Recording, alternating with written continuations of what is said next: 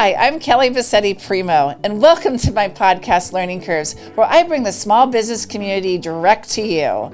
In my podcast, Learning Curves, we learn about all the unique services that businesses have to offer, and we also learn about the different challenges that businesses go through. In times, businesses go through several different ups and downs, and we talk about the learning curves that we all go through and how we address those. I hope you enjoy my podcast. Thank you for tuning in.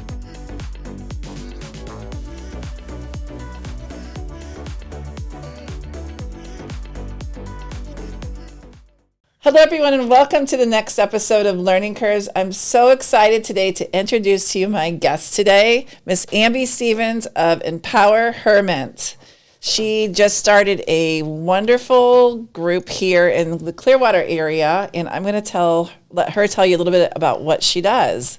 It is so inspiring, and we're so happy to have you here, and you are doing so many wonderful things for women-owned businesses. Yeah, thank you so much for having me. As you said, my name is Ambee. I am a mom. Actually, I don't know why I said I'm a mom. I'm actually not a mom. That's funny. I'm a godmom, but I guess maybe that's a sign here. Not a mom yet, but I am a godmom. I'm a godmom. I am a sister, a friend, a wife. I'm a daughter of an angel. I started EmpowHERment about 5 years ago. My dad died by suicide, and I was looking for community, couldn't find one, so I made my own. We'll talk more about that, but it really is a great organization. We've been around for 5 years and doing a lot for women in our community to continue to help them connect, inspire, and support one another. That's so great. And it's a lot of women that are starting their own businesses now that maybe thought that they could never do something like this. You have a program where you're inspiring them, like, I can do something, I can be on my own, I can start my own company. You want to talk a little bit about how that all works? Absolutely. So at EmpowHERment, there is several programs that we offer. One of the things that I wanted to do is meet women where they were, whether it be via therapy, via financial wellness. What is one thing that we can do to help you rise? After I lost my dad, I realized that I needed much more than just a friend. I needed really people who were going to help hold me accountable. And so through this program or empowerment and through all the things that we've learned, we came up with the academy called the EmpowHER Academy. So as you know, we are women. We're very, we're not very literal. We know there's lots of elements to us. And so we launched an academy because we wanted to help certain women who wanted to be entrepreneurs. So it's an 8-week program. It helps them start and amplify their business. They learn anything from marketing to tools to pitching. What do they need in these 8 to 10 weeks that's going to help them launch their business, amplify it, and then eventually grow it so they can change their lives and their kids' lives. And we do 10 women every semester. Right now we have 71 women on our wait list, which is really incredible. That is really incredible. Yeah. We've been doing it for this academy itself for 2 years, and we've already helped like 45 women go through the academy. Tell me a little bit about some of these women that are coming in, like some of their backstories or their why behind coming to EmpowHERment. I'm so biased. Out of all the programs, I love the EmpowHER Academy the best. My team always laughs at me and they're like, you are biased. You love that program, but it's because of the stories that come with it. There's one girl right now who just graduated. She actually does a business for, what's it called when you, come on. Like she helps kids who are looking to have a party. It's called Party Poppins. Mm-hmm. So she dresses up. And so she dresses up and gets to like be their little, character, princess and whatever. So that's one of the girls there. We have one who is 2 best friends. They do hair together. And so they now have a business over in Largo. They're doing hair together in an amazing studio. We have one woman who actually, she lost her mom during COVID, and she was looking to start a business, and she used her mom's her mom left her money to start a business, so she used that money, and now she has a pressure washing company, her and her husband. And they're just 3 women. We have so many others that it's really great, but everyone has a different story to tell and a different reason why they want to do it and what they're doing now with it. A lot of these women that are coming here do they have some type of trauma in their lives or something that might have happened to them to make them decide to go in this direction? Yeah, some of them. I mean, I think on a personal level, like we all kind of have something in our lives that has, created a mission or a purpose for it. I believe that, I believe that we all have, something, right? Especially us women. But I think because EmpowHERment was founded through the loss of my father, a lot of the members that come to us, we serve over 900 families per year, so women and families per year. I think a lot of them gravitate towards the organization because of that history, right? They are able to see that if this person was able to have trauma and do this with it, so they kind of gravitate towards that. So yes, a lot of them come to us because they had trauma, whether it be a loss, divorce, maybe it's just everyday troubles with friendship losses or work, but trauma is also very broad. So I say yes, everyone comes in there because they have some story to tell. Oh, that's great. I know one of the main reasons why I started my company back, it was probably more than 26 years ago for this particular, for the CEA side of it. But before that, I started when I was 27 years old. I'm dyslexic and, back in my day, we were called slow learners, but we're actually very smart and intelligent people. Yeah. We just think differently than most people. And sometimes in a normal work environment, people that are dyslexic sometimes have a little bit of a harder time. We communicate differently. We think a little bit differently. We have to be very out of the box with some of the things. So for me, starting my own business and kind of being able to do things my interesting way, the way I do things, made the most sense for me during that time period. And it's been wonderful to be able to do that, because I know that if I was actually working at a company, I probably would have had difficulty just like I did in school and things like that. Yeah, absolutely. And just finding people, I think, that are able to be open and talk about it. I think that's, I'm excited about my organization because my team, I try to find a way that they can use their gifts and be able to work around it, right? Like I feel like we used to try to put everyone in the same thing, like 9 to 5, X, Y, and Z, but everyone works so differently, We have a cool thing at EmpowHERment where women, some of my team, if they have like a not called like a lazy hour, it's called her hour, or for an hour they can just like walk around, do it. It's not like a lunchtime, but it's more just like a time that you can sleep, nap, whatever you have to do to be productive later on. And I think we have to be mindful of that and be willing to work as business owners, work around our team's work environment. Yeah, that's true. Yeah. Finding out like what works best for you, to making sure that you give yourself that me time. Yeah. So you can be more productive. Exactly. Yeah, whatever me time looks like. Yeah. Sometimes as business owners, we don't know how to do that. We're just constantly go, go, go, go, go, go, go, and don't slow down enough. And I find myself to be more productive when I stop and, okay, you need to like do this for yourself and take that time. Because if you don't, you get exhausted and wore out. Yeah. Absolutely. How often do you take me time? Well, my me time is in the morning, because otherwise I don't feel like I find it during the day. Yeah. It's like I'm on the phone all the way until late at night sometimes, it feels like, in my day. I don't know if it ever seems like it ends until I fall asleep on the couch. Yeah. So if I'm going to get my me time, I got to get up. And so I go to the gym. I started up again because I was not getting my me time for a while, realizing that I needed it. And, you kind of start getting depressed and start like not functioning very well, and the brain fog sets in and all those things start happening.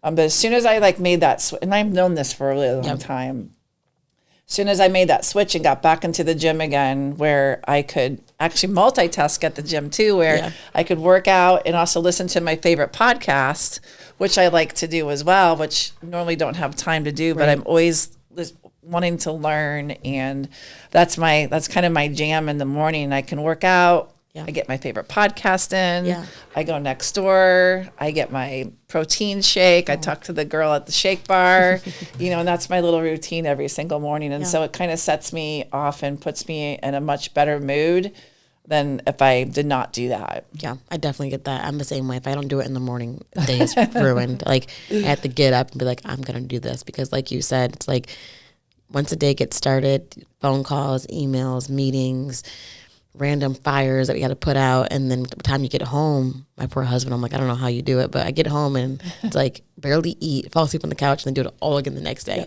Oh, don't forget to shower somewhere in that. Oh, yeah.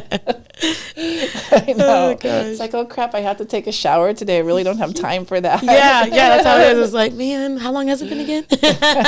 I'm just kidding, kind of, but some days are like that. It's a hard time. Yeah, it is. It is. But it's doing those things for yourself gives you the energy and I think what you need to move forward and be good for your team and everybody around you. Yeah, absolutely.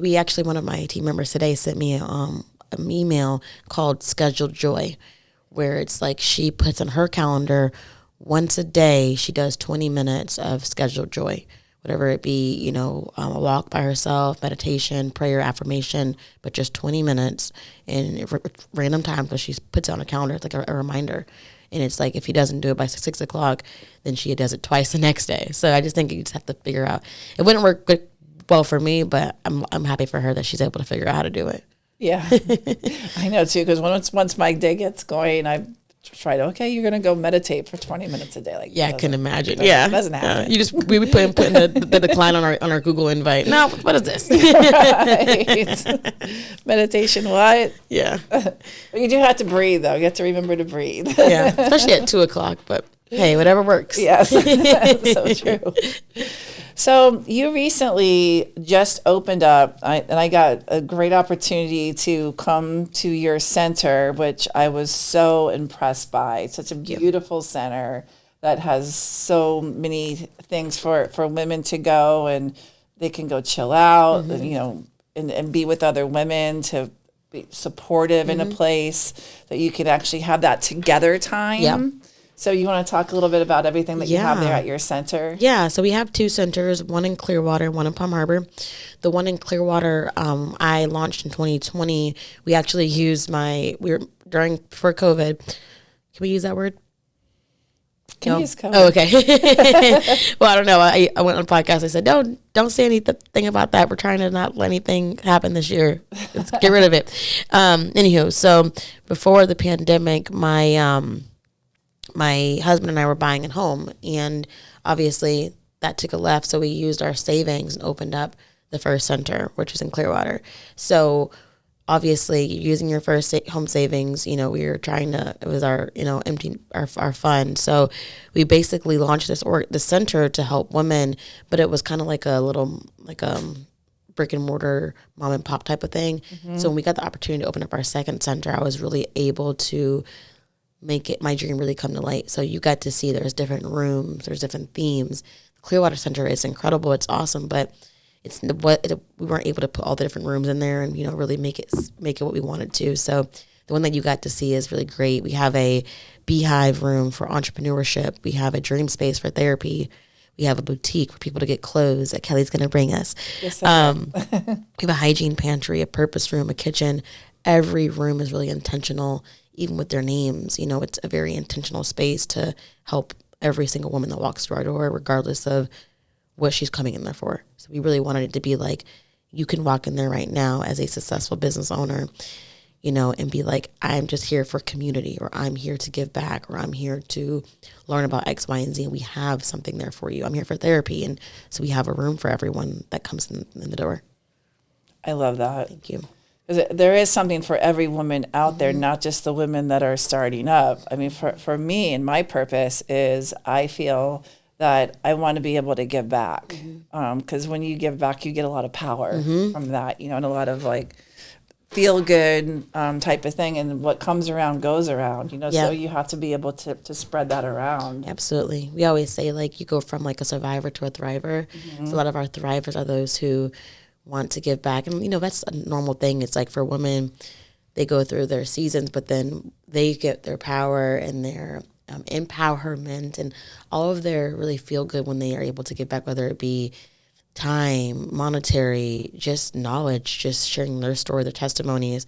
So it's cool to kind of have, and even some of the women that go through our programs, they go through it and then they go to be a thriver and they want to give back, and then something happens, they have to go up to survivor, just back and forth, and it's really special once you really get into the community and see what's happening.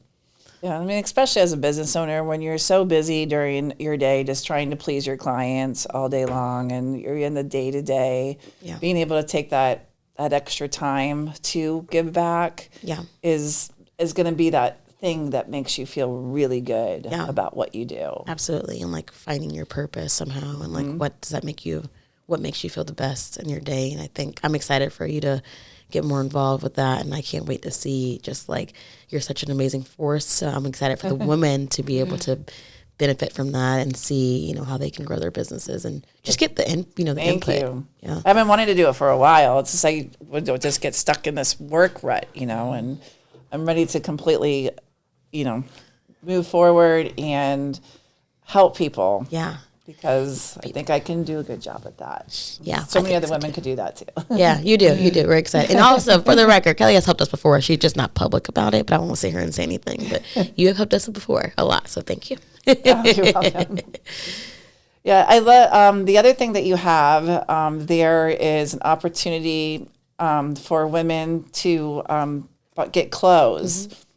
And so there's a donation center. So for women that are looking through their closet and, some things you might normally take to the Salvation Army or someplace else. I know, me personally, like I have like a ton of things that I don't wear, and I need to like clean through the closet. Like so many shoes I might have wore like once or twice. And yeah, same. Like why are these still sitting here? Like 5 years later, I haven't even put them on, but they're beautiful shoes and suits and that somebody else could really appreciate. Absolutely. Yeah. And both of our centers have that. When we had this space, I wanted to have a room for, imagine if you are going through a rough time and you just want to refresh your wardrobe. Like nothing's actually happening. You're depressed or anxious, whatever. And you just want a new shirt, but money's tight and you can't really afford it. People can come to the center and there's new shirts in there. It's new to them, but also new in general. They can grab that shirt and still feel that sense of empowerment, that sense of, just feeling good and not like icky. So it's clean and it's organized because we want them to feel like they're not buying it, but they're, when you buy something new, it feels like retail therapy. So it's almost like they're getting that sense of retail therapy from a nice place. Just wants, and maybe they can get 2 to 3 shirts at this point instead of that one.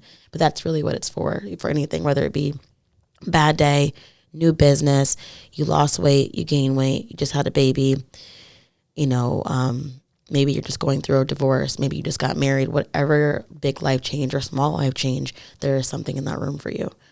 Leggings, bathing suits, undergarments, business wear, brand new shoes.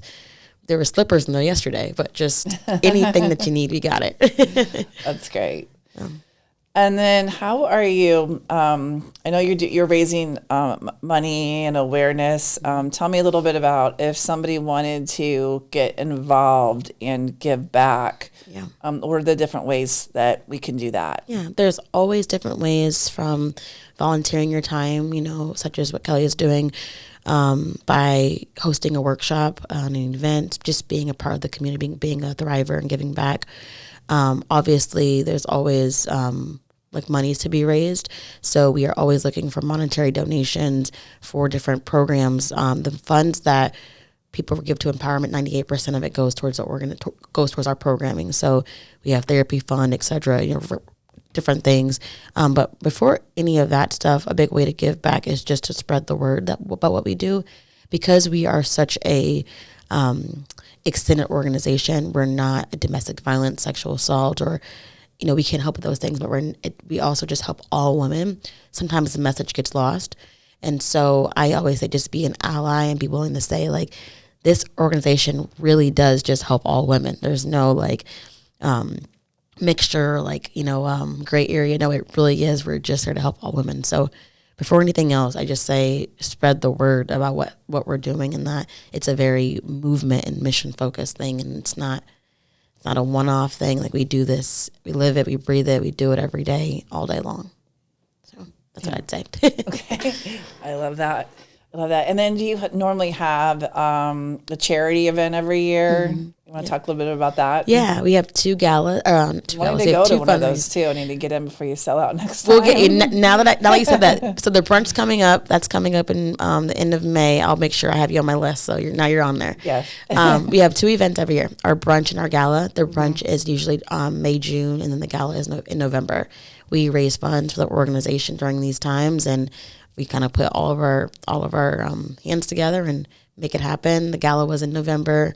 Raised $87,000 that just passed last month. Right. And that was incredible. And now we're just getting ready for our brunch. So come January, we'll be starting to get ready for the brunch and do it all over again. Nonprofit work, if anyone who doesn't know, is help people. What your day looks like: wake up, help people, put out a fire, fundraise. Wake up, help people, put out a fire, fundraise. Every single day. I love it. Yeah. So now that you've told me all about your all the mission and what we all can do to help and spread the word, tell me a little bit about like when, way in the beginning, like when you were first, you said your father passed away. Can you dive a little bit deeper into all that for me, please? Yep. At CEA Marketing, we take your business, your passion, and your why, and we sell it. If you're unsure where to start marketing your company, CEA Marketing is here to help.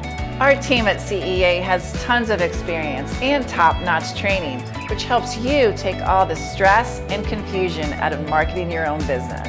After years of working with large companies like Pulte Homes and Metro Places, we guarantee the successful implementation of a marketing strategy. So I actually was working, might be surprised, I was working for the state attorney's office. I was going to law school. And life was completely different. I had 2 bachelor's degrees in paralegal studies and was getting ready to go to law school. My father struggled with drug addiction. I'm the oldest of 9. He struggled with drug addiction for the last 3 years before he passed away. One of his best friends and his father had passed away in the same month. And it took my dad into a completely different spiral. And so as the oldest of 9, that was obviously very hard. Yeah. So we had me and there's me and I have 6 brothers and then 2 sisters. So we had to do a lot to help him. We picked him up and side of the road and just all the struggles going through, your father being, on drugs all of a sudden. So that was hard for us. But anywho, he took his life on November 20th, 2017. I was working for the state attorney's office. And so when this happened, my father always wanted me to go to law school. And so about a week after he passed away, something changed in my life. I realized that I didn't want to go to law school. I had no idea. And I don't know if I was resentful. I'm not sure, even still with going to therapy, I'm not sure. But something changed. And I realized that I really, really, really want to help people. But I also realized that I was so lonely. My dad was so lonely. Like, what is the purpose of this? So I randomly put together this Facebook group, and I just said in the Facebook group, like, my dad just passed away. He couldn't be the only one that was going through this silently. I'm feeling really sad, but I need more than just the one-off, grief. I need community. I really want to go to you and be like, hey, Kelly, I want to be truthful and honest with you about what's going on in my life, and I need you to support me, and I want to support you. So I really wanted community. So I started this Facebook group. It grew from 0 to 800 members within 6 months. And I was like, okay. And so the group just was these women in here who were they were friends of friends, family, all these amazing people. And they were just talking about anything from grief, divorce, marriage, just all these really deep questions that they probably never have asked anyone before. Just deep stuff. And it was safe. It was safe, intimate space. There was no one looking on the screen or anything, just talking. And someone said, I really want to meet y'all in person. I'm tired of Facebook. Let's meet in person. Ironic now, because here we are. But we met at a Chili's, and I had 35 women show up. And one of my friends spoke about self-care and self-love. And the rest is kind of history. So we used to meet every single month at different restaurants and coffee shops. We outgrew that space very quickly. Wow. Yeah. And we realized that the one-offs was not enough. We needed more. Community looks like talking to you, getting to know you deeper. Yes, the one-offs are great, but we need deeper connections. And here we are now with 8 programs, 2 centers, and 8 staff, and many other things going on. But as you can see, things kind of took a turn quickly. But oh, yes, it did. yeah. Wow. Yeah, I left law school, went to get my master's in nonprofit management, changed my entire thought process and education, and went directly into nonprofit world and just how do I support people and women more. Oh, wow, what a story. Yeah, thank you. Yeah, thank you for sharing that, because, it is a lonely place out there, especially when you're suffering inside. And I know for you, probably being the oldest of 9, you had to be that tough one. Yeah. You had to be the one, that they, supporting everybody else. But where was your support system during all that, when that was going on? Yeah. It's funny. I actually, years later, it was 5 years in November, but years later, last year, I said to my family, I said, I just realized I'm actually just now finally starting to grieve. And they're like, what do you mean? It's been 4 years at this point. I'm like, yeah, but I've been holding you guys, and we had to plan a funeral and my dad didn't have insurance. So we had to, raise money for a funeral. And I have a brother that's out of the country. So he lives in, I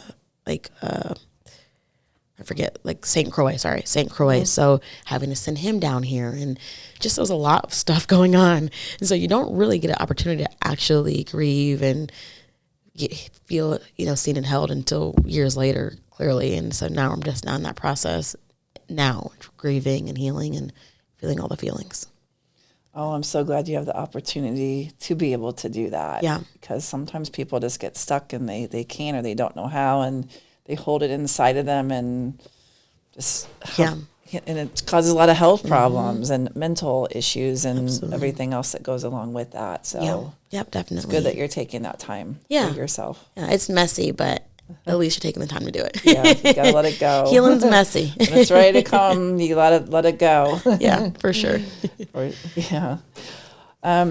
So you started this company, now that you're in it, you've been doing this for a couple years. Tell me some things that you've learned along the way, lessons learned. I should have went to law school. I'm just joking. I'm just kidding. Nonprofit world is very interesting. It's a very interesting industry to be in. It's very purposeful and intentional, but it also comes with challenges, as any business. When I think about tips or just things that I've learned, I'll say the biggest thing I learned was that, and it's probably deep, but you think people are going to support you, and the people that you think are going to support you won't. And so, I won't say everyone, but I will say that, at least for me, I really thought I was going to have a lot of support from my close family and friends, and it's quite the opposite. The most people who supported me were people who, like you, were just strangers who were strangers, and then who just really believed in it and seen me. And I think that was a really hard pill to swallow. When you start something and you leave your job and you launch this incredible thing to help all these people, and then you are counting on people to raise $1 for you, or give you $1, or just let's be a listening ear, or share yourself on social media, and then they don't do it. It's like your heart breaks. Mm-hmm. And then you keep asking and asking, your heart continues to break. And that was my biggest pill. And I said to my family, and at this point things have completely changed. I don't even ask them anymore. And my friend group is way different now. But I said to them, I believe that when you are given a gift, or when you're giving a vision, that it's not meant for you. It's not always going to be meant for you to see it, right? Like, what the vision that I received, maybe you weren't meant to see it because it's my vision. It's only for, and it was for me. So I'm going to do this vision, and you're going to watch it. And when you do finally see it, I want you to come back to me and tell me that you're sorry, and that you wish you would have been here for me to watch it happen. So that kind of was interesting. At this point, everyone it's a little bit different, but in the beginning it was definitely just hard to try to get people to. Yeah, sometimes everybody's a little bit different, mm-hmm. And like you said, they don't always see your vision, or it's just, I think a lot of it too is that they don't understand.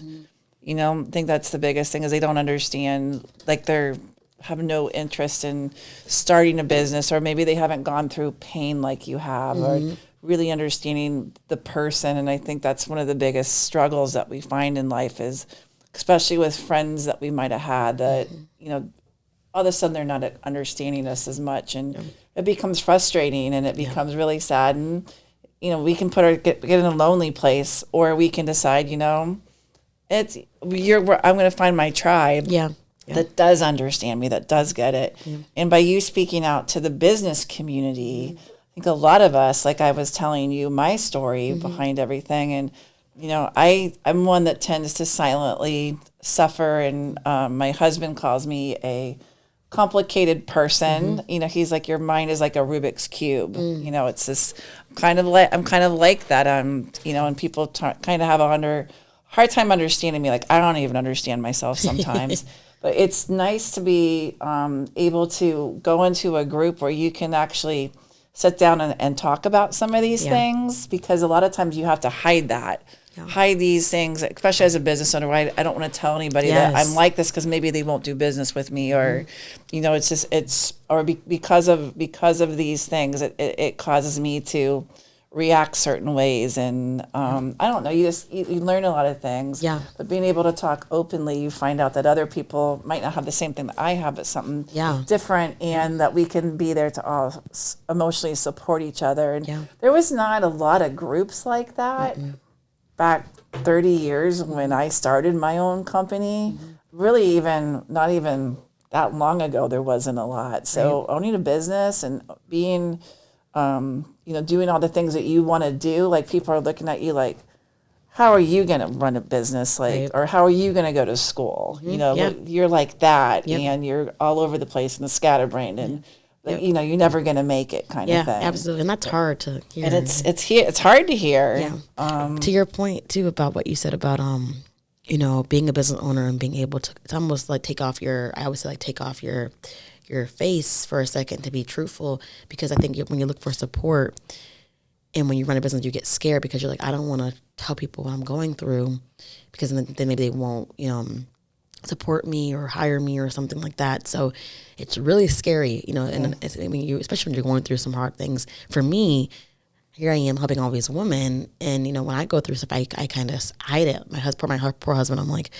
he's more than a therapist, but he has to hear it all, because you get so scared. I'm like, I don't want to share with the world how much pain I'm in, because then are they going to be able to trust me with helping all these women? You know what I mean? And it's so silly. It's like everyone goes through something, but you get nervous about it, especially as a newer business owner. So I've learned to, as long as you're being authentic and you're showing up, it's okay. And I think that's what empowerment is doing too, is just, we have a table, show up as yourself. Maybe today you're going to be a hot mess, but tomorrow you're going to have your crap together, and that's okay. We're going to just accept you for who you are. Yeah. And there's different stages of when we're going through life that things happen. It's not just that thing that got us to start the business. It's as you're going through, me, like, doing 26 years, I've gone through a lot of hell. One of the biggest things, when I went through a divorce. And it was terrible, because, your employees see all the stuff that's going on, so they start to get scared.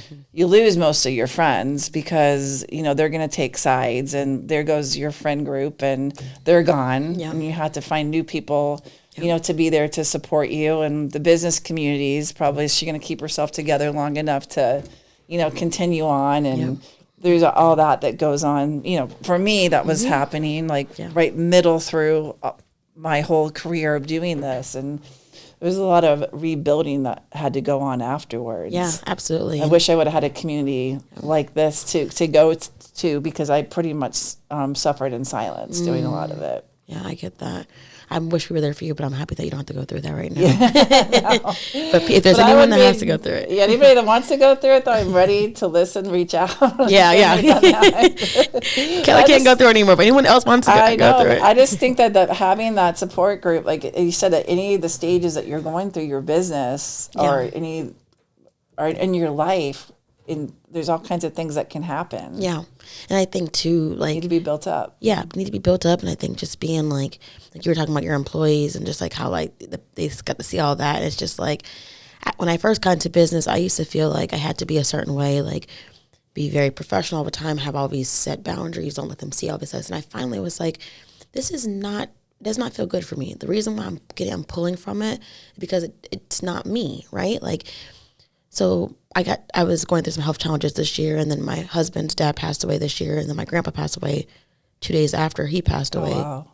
All this year. And so my team had to watch all this, and they had to like see me obviously not be professional and have one, but I finally said to myself, like, they are seeing me in my truth, and they will respect me more when they see me go through all this stuff and still show up for them. And maybe sometimes I can't, but that is where the true community came from. And so I tried for so long to be this like certain type of boss or whatever. And I finally said, the hell with it. I'm not doing that anymore. I'm just going to be myself. And my team, we get along great, where it's very partnership based, and that works for me. Now, it doesn't work for everyone else, and that's okay. But it works for me, and I really like the way that works. Yeah. But I think you have to everyone's going to be different. But some people may be like, nope, like I need to have strong boundaries, and I understand that. Me personally, I got enough going on. No, everybody has to do it their way. I'm kind of like that too with my team. Like they tend to, I always tell them kind of what's going on with everything.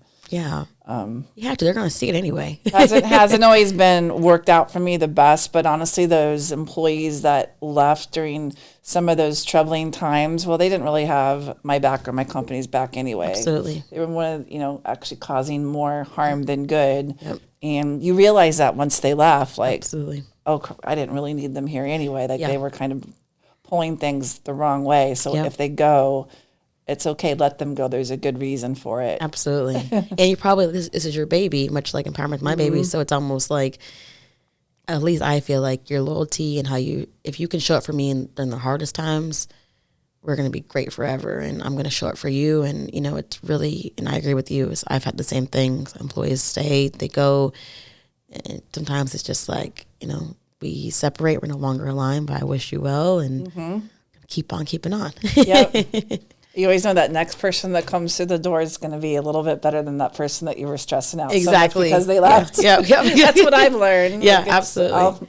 And it's a good start too with the next person. You're like, okay, what can I say or do or what did I learn that I can make sure I don't ever do again? Right. Yeah, because a lot of it is learning. Like, okay, I know that there's, and also accepting that you're not perfect and that you were, you sometimes can have a part in something. But if you're not learning from that to continually get better, then you're going to continue to have those problems and issues. Yeah, absolutely. Yeah, that was definitely one of my lessons the last few years. But I know as a business owner, I've gone through a lot of changes as a person and how I manage people. The boss I am today is not the same boss I was. I would want to work for her. Yeah. That makes me happy, though. At least I know I got some work to do. I mean, hey, it's 4 years in. I'm getting better. I mean, I think my team and I, everyone gets along great, but I do know that when I have personal things going on, my tendency is not to, like, be rude or mean. It's more to just, like, shy away and just kind of go into my shell and just get work done, really. Like, I got to get this done. And so I recognize that people sometimes see that as you're mad at them or you're disconnected or you're not giving feedback, when I see it as I am so sad and depressed, I don't want to take my sadness out on you. So instead, I'm just going to go into a shell until I can be okay, so I don't, give it all to you. And so just having those open dialogues, one of my team members been with me since day one. She's really amazing. And so last year when all this was happening, she said to me, like, listen, you're not the same. Go home, get it together, and come back when you're fine. And I was like, you know what? Normally I'd be like, who the heck are you talking to? But today I'm like, you know what? I agree. I'm out of here. I'm out of here. I'll be back. So that's good. Yeah, it's good to learn. And then she had the nerve to come up and tell you that. So. Yeah, see? I was like, dang, she just told me to go home. Am I going to sit home for the day? Okay, well, this is odd. Oh, that's good you listened to her. Yeah, it was good for me. So. Anything else that you've gone through that you've seen and, okay, like that was a cool thing that I learned from? Might not have seemed cool at the time, but now it's, I can see that. I'd say hire slow, fire fast, learn that. That's a good one. Yeah. Yeah.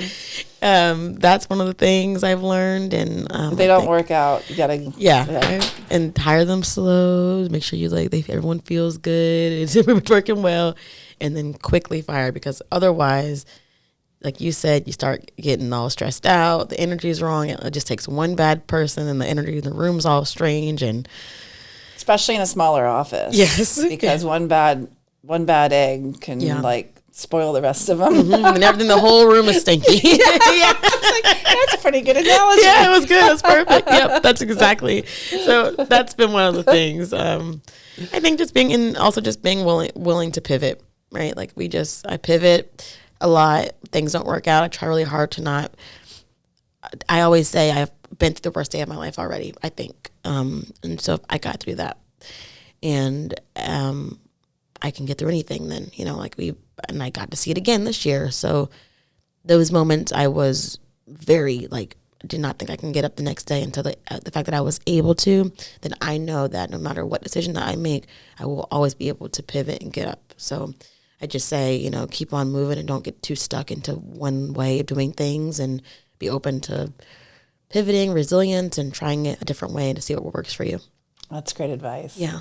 I love that. Thank you. I love hanging out with you. Well, great. Well, we've talked about a lot of different things today, and I think that I'm just so proud of you for all the women that you're helping. Yeah, and I can't wait to do more and be part of that in your organization here. Yeah, me too. Moving forward, we have some big plans. Yep.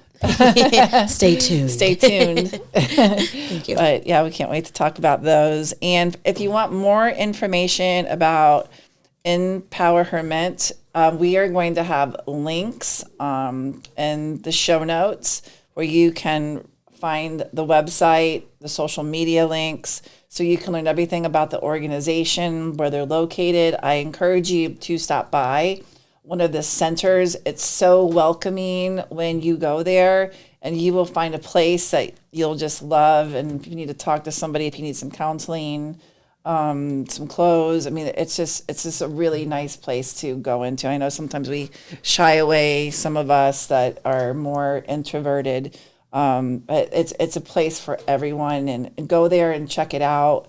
If you're thinking about starting a business, but you're giving yourself all the reasons why you can't, or other people are saying these to you, like, no, you can't do this and you can't do that, this is a great place to go to, because we're going to tell you all the reasons why you can. Absolutely. Oh, I love that. Yeah. So, there's so many reasons why you can. And I just love that this organization is in place, because you're just making so many women's dreams come true. So thank you for everything that you're doing for women in our community. It's fabulous. Thank you so much. And thank you for having me, and all your support, and just being someone who not only talks about it, but is about it and does it. That means a lot to people who are trying really hard to make a difference. So thank you. Oh, you're welcome. Thank you for being on my show today. Yeah, it was so much fun. Invite me anytime. It was a lot of fun. And thank you for tuning in to Learning Curves. We'll see you next time. Bye.